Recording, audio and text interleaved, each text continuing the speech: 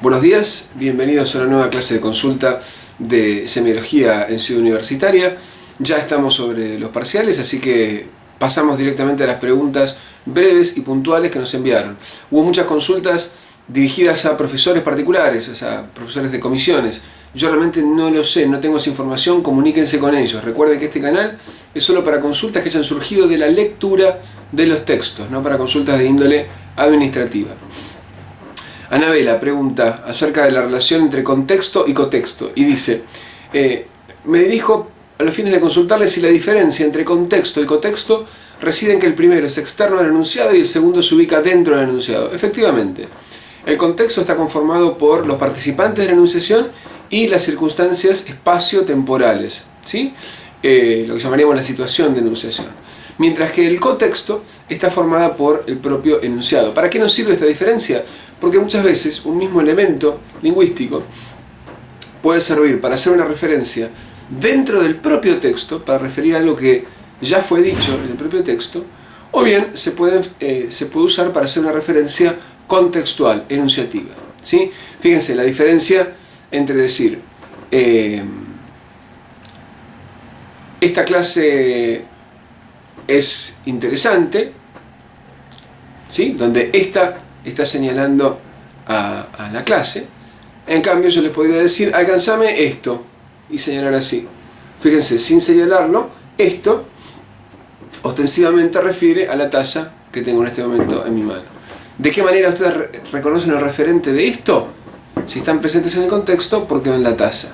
En cambio, en el primer caso, para recoger el referente de esta, no hace falta ver el contexto. ¿Por qué? Porque ya sabemos que se refiere a la clase, se refiere a algo que está dentro del propio texto o cotexto, sin N. Segunda clase, sobre subjetivas y modalidades. Es una buena consulta esto. Dice, me cuesta diferenciar entre estos dos conceptos, subjetivas y modalidades. Se me mezclan como si fuesen lo mismo y se me hace muy difícil diferenciarlos a la hora de hacer un ejercicio de marcar, etc. Bien, a ver, piensen en lo siguiente. Los subjetivismos son las huellas mínimas de presencia del sujeto en el enunciado, ¿sí? Elementos léxicos que vehiculizan el punto de vista del enunciado y que no tienen que ver con las circunstancias espaciotemporales ni los participantes, es decir, que no son deícticos. Las modalidades, ¿qué muestran? La actitud del sujeto con respecto al acto de enunciado o al contenido enunciado. Es decir, las modalidades son parte de los subjetivemas. Dentro del campo de los subjetivemas incluimos a las modalidades, ¿sí? A las modalidades lógicas y axiológicas. ¿Por qué es esta distinción? ¿O cómo los pueden diferenciar lo que sería un subjetivema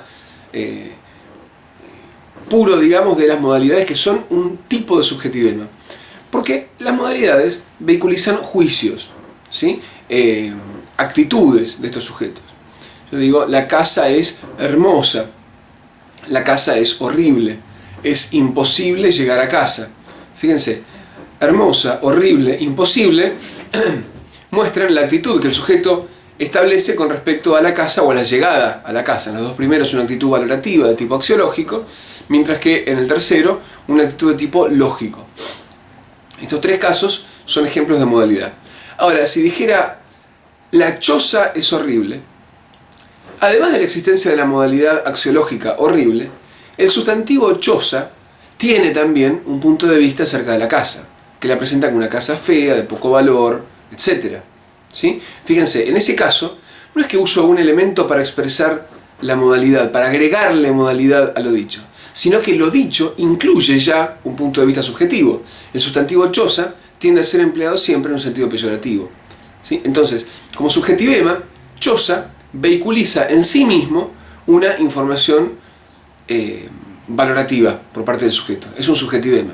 En cambio, hermosa, o horrible, lo que fuere, modifica a un sustantivo, modifica a un objeto del enunciado, que es lo que modaliza. ¿Se entiende esto? Entonces, si repetimos, mirá qué hermosa casa. Hermosa, modalidad del enunciado que modifica, que expresa la actitud del sujeto con respecto al contenido de ese enunciado, a la casa. Ahora, mirá qué hermosa, o mirá qué mansión. Mansión no vehiculiza una modalidad, ¿Por qué? Porque no es una actitud hacia el contenido, sino que es el contenido, y ese contenido es presentado subjetivamente, en este caso de una forma valorativa positiva, es un subjetivismo. Igual, recuerden, en los dos casos, las modalidades las incluimos dentro del campo de los subjetivismos.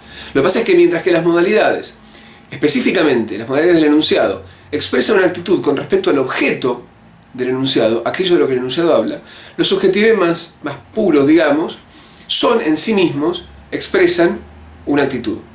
En sí mismos expresan la referencia, aquello de lo que se habla, y la actitud con respecto a esa referencia. Por ejemplo, choza señala la casa, pero además que la casa es fea. O mansión señala la casa, pero además que la casa es grande, exuberante, etc. ¿Está claro esto? La última consulta es de Vanessa, con respecto al concepto de valor lingüístico. Vamos a hacer una excepción con este contenido que ya hemos visto varias veces en vistas al parcial.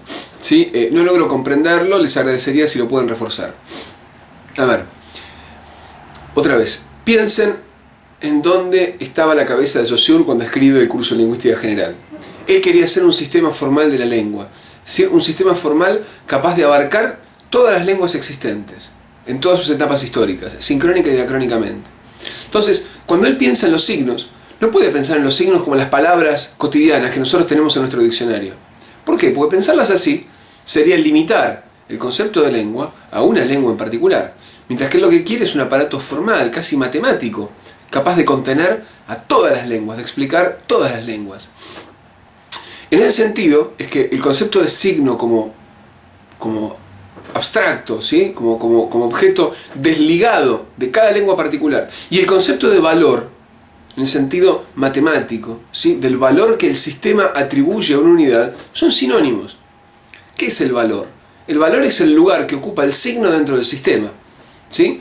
Entonces, puesto así, a Saussure no le interesa como signo el signo varón o el signo mujer o el signo niño o el signo padre.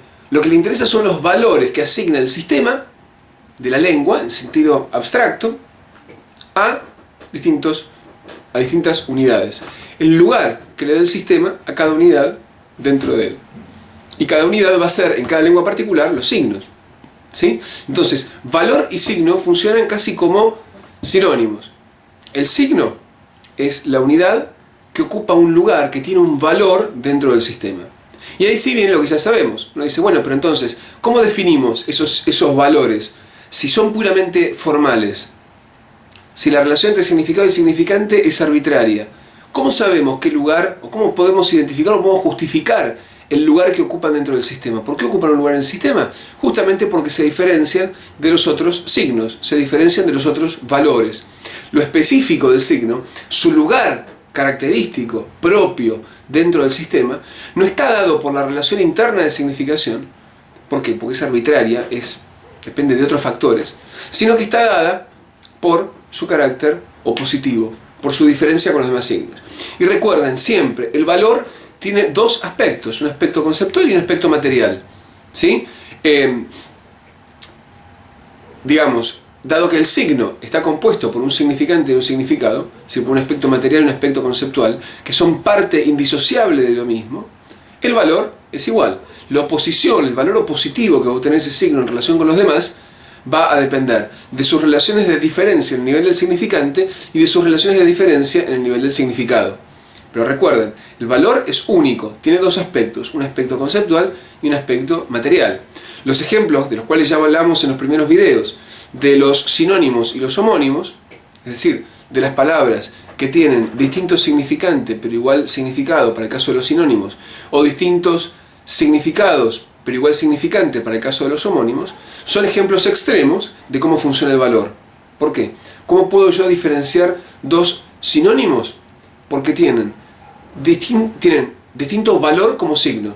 ¿Sí? En un caso van a coincidir en su aspecto conceptual, pero se van a diferenciar en su aspecto material.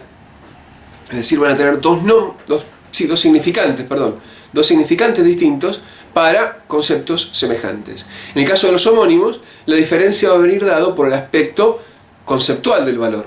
Es decir, van a tener distintos significados, pero el mismo o semejantes significantes.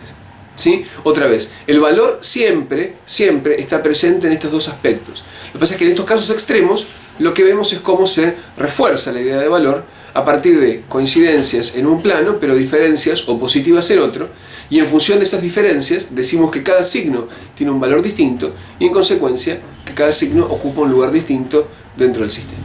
Bueno, esta fue la última pregunta. Algunos tienen examen hoy, otros tendrán la semana que viene, así que buena suerte, estudien, aprueben y nos vemos el próximo viernes. No se olviden de enviar sus consultas a nuestra dirección de mail, consultas@yahoo.com.ar. Recuerden, les recomiendo siempre que se suscriban a nuestro canal para recibir todo el tiempo las actualizaciones de cada viernes por la tarde cuando subimos nuestros videos. Y no olviden visitar nuestra página para ver los materiales. Recuerden que tenemos la bibliografía y otras cosas para que sean felices. Nos vemos.